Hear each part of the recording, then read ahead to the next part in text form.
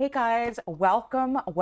Today I'm just going to do a quick video on how to use tarot cards and astrology together and just give you a reason why you would do it together and just how. So if you don't know me, you haven't been to my channel yet, my name is Valentine Lister. I'm a professional astrologer and tarot card reader. And on this channel, I teach about tarot cards and astrology.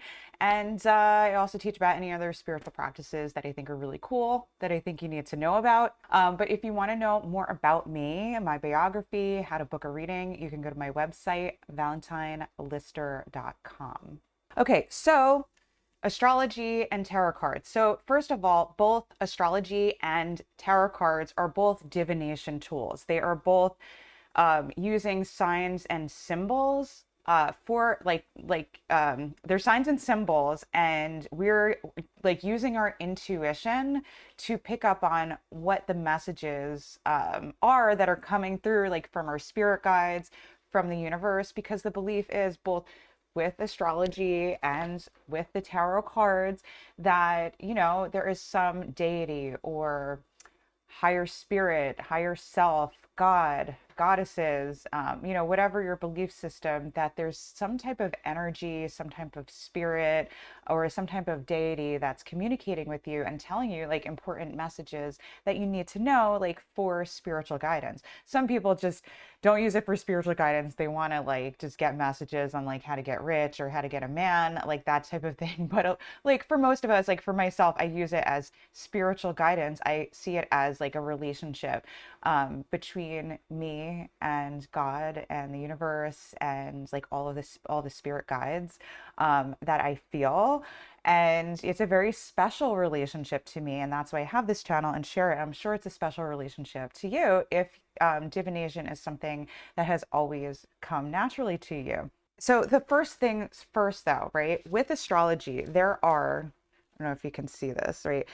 This is like, for example, this is one day of transits. Like that could be happening in a day. And this is all week long. And each transit actually means something. So how complicated is that to figure out? So if you're just an astrologer and you don't use tarot, and you don't have to, you're going to look through all these transits and you're going to try to get a feel or a vibe for like just what the overall thing is. Because yes, as an astrologer and most astrologers, I can like break down each and every transit and probably make like an hour-long video on like each transit if I really look deeply into what the planets mean, what the signs mean, what the archetypes mean, what the aspect means, meaning like the trine or the sextile or the square. And I could like rant off and on. And so that's why like astrologers do get together, they do geek out and nerd out, and they can talk about just each thing for hours. Like my teacher, Achuta Bava Das, he has a channel and he's Nightlight Astrology. Like he makes like 40-minute videos, hour-long videos, like on the transit of the day, just one transit. So that can get super complicated. And especially like if I'm trying to tell you like what the energy of the day means or what your chart means, you probably don't want me to get like that in detail. You just want to be like, well, what does that actually mean for me? And again, even if you're looking at, say, like the chart, right? I just gave you a list. Like even if you're looking at the chart, you have this huge circle, lots of aspects. I'm looking at your birth chart. There is like, I mean, I could sit down with you probably for a month and just tell you each and every part of your birth chart. And I would actually love to do that, but you probably wouldn't like that. So that's where the tarot cards come in. So you may notice that when I do my weekly forecasts, which I do every Sunday, they come out, I will go through each day for you, right? Monday, Tuesday, Wednesday. So you know what the energy is, because if you're intuitive, your moods probably go up and down, like with the energies of what's going on around you. So I want to prepare you for that. But I try to make it as short as possible. Usually the forecast ends up running somewhere between like around 40 minutes, just because I'm telling you, I only take like I have to narrow all of this down. I have to narrow each day down. So it actually is not as long as it sounds, because I'm usually doing about 5-minute like description for each day. So I'm giving you a short snapshot, and then I do a reading at the end. But what you might have noticed that I started doing is that I started to pull a card for each day. So, what tarot can help with astrology is just to clarify or narrow down what the overall meaning or what the gist is of the day. So the way that I use it and the way that can be really cool is a clarifier. So I might like let me like give an example of like a prediction that I gave and like the card that went with it. Okay, so here's a day. I wrote lots of notes on this day. So this day was like May 17th. And we had like the moon trine Venus and fire signs. I'm thinking, yeah, that's fun. That's jovial. That's like pleasant, harmonious, jovial, fun is like what I got like from the aspect, like when I was looking just at one of the transits for that day. And then I was looking at the moon square Mars and I was like, um, that might be feisty and rough. Then there's Moon square Neptune. I'm like, okay, there's some deception going on. Moon sextile Saturn. I'm thinking some plans being made because that's pleasant with Saturn. And they're also in Jupiter signs. So Jupiter can be very like self-righteous. So I'm thinking like all of that. These are like all the thoughts. And you could see like I write a million notes. But then I was like, okay, but what is just the gist of the day?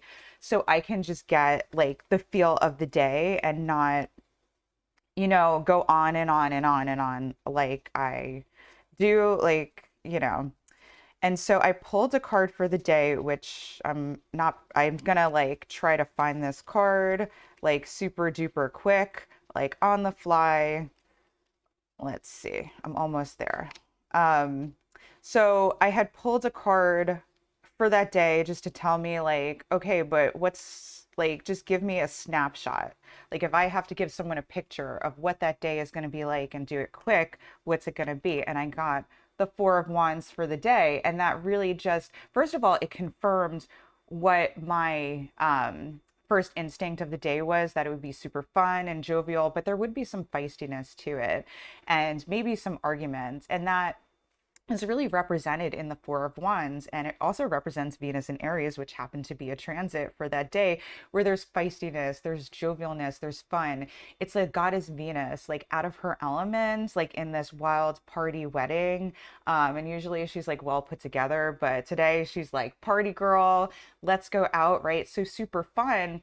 But if you think about a party, you have a couple drinks, there's a lot of rowdy people around, you might get into some arguments. So that is an example of how I pulled a card to just get the energy of the day. And now you have this nice actual like snapshot and picture of what the transits mean.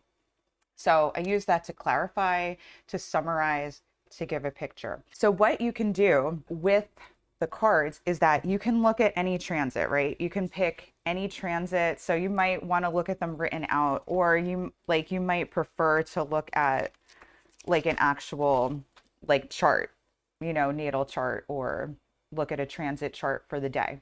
And you want to look at like one of the aspects, and you might want to know, okay, what does this mean? I'm getting my intuition, my knowledge of astrology is coming through. I'm getting the feel that this transit is going to be this way.